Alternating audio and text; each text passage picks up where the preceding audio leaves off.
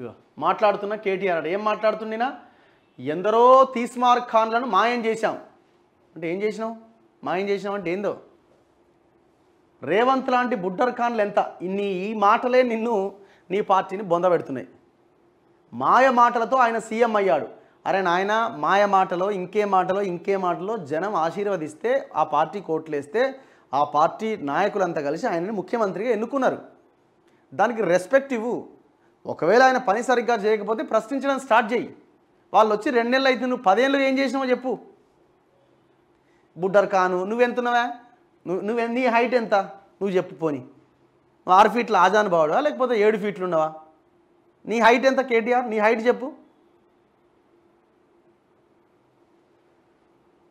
50 రోజుల్లోనే ప్రభుత్వం పైన వ్యతిరేకత బీఆర్ఎస్ వర్కింగ్ ప్రెసిడెంట్ కేటీఆర్ అట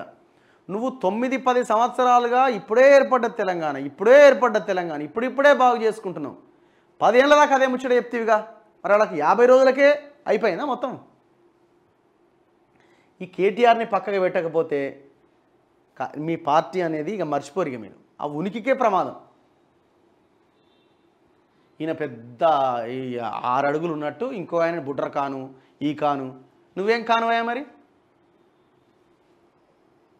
ఆయన అన్నాడు కదా